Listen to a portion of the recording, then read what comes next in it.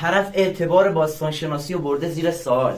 انقدر میشینید خوز اولات میگید اعتبار یک باستانشناس رو خراب کردید.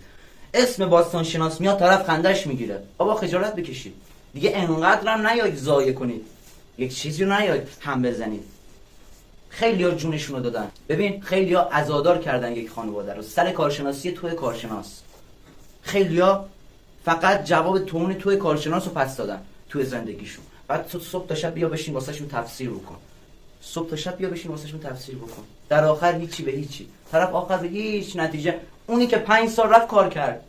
اونی که 5 سال رفت کار کرد به هیچ نتیجه‌ای نرسید. همه به این شکله. همه کارشناسی‌ها به این شکله. طرف 5 سال کار کرد به هیچ نتیجه‌ای نرسید. آخر همونجا چالش کردن، همونجا مرد. دیگه نتونستن بیرون بیارنش. یه خانواده هم داغدار کرد. اینه موضوع، اینه بفهمید. طلسم در مبحث گنجاوی وجود نداره. نیایید بگید طلسم. بابا خجالت بکشید. طلسم در مبحث گنجاوی هیچ وجود نداره. اصلا اشتباه نکنید دوستان عزیز. اینا تله‌های کاره. اینا تله‌های کار مردم بهش برخورد میکنن. مثل این بنده خدایی که همونجا جانشو از دست داد، دیگه نتونستن بیرون بیارنش. الان خیلی‌ها اومدن حرف زدن مثلا میگن این طلسم کشتش طرفو. نه، کار ریزش کرد طرف مرد.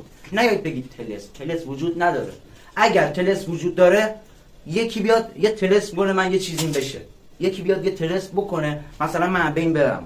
اگه طلسم وجود داره یکی بیاد حمید نامدار طلسم کنه از بین بره. این حرفا چی میزنید؟ به خدا خجالت داره. آدم خجالت میکشه بیاد در مورد طلسم صحبت کنه توی فضای مجازی. یکم زشته. خودتون بشینید فکر کنید به این نتیجه میرسید که اصلا طلسم و این چیزا یه خوزه اولاتی که میون مردم دست به دست شده و توی گوششون حرف زدن گفتن طلسم. این حرفی که گوش به گوش دهن به دهن چرخیده طلسم یه حرف اشتباهه. متاسفانه ما مردم خوزه اولات رو دوست داریم. آقا یک سری شاید ناراحت بشن ولی ما مردم دنبال تخیلیم. تخیل رو دوست داریم. با طرف بشین تا صبح تخیلی صحبت کن، ما دنبال تخیلیم. تخیل رو دوست داریم. با طرف بشین تخیلی صحبت کن تا صبح بشینه به صحبتت گوش میده. با یه نفر بشین علمی صحبت کن، 1 ساعت هم به حرفت گوش نمیده. چرا؟ چون داری از لحاظ علمی باهاش صحبت میکنی، از لحاظ منطقی داری باهاش صحبت میکنی. از قدیم گفتن حقیقت تلخه.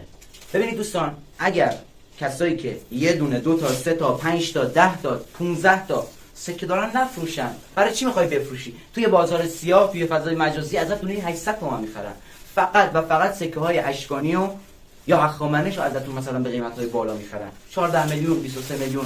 اونم تازه بستگی داره گیر دلال نیفتی. اونم بستگی داره که گیر دلال نیفتی.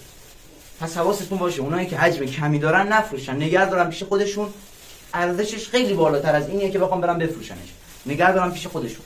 تویی که حجم زیاد داری، مجموعه داری، برو بفروش. مشتریش هم حالا دوستان هستن توی فضای مجازی 100% پیدا می‌کنی. ولی خب باید حواست جمع باشه. گروه بزرگ تمدن کاوشگران هخامنش استاد حمید نامدار قشقایی.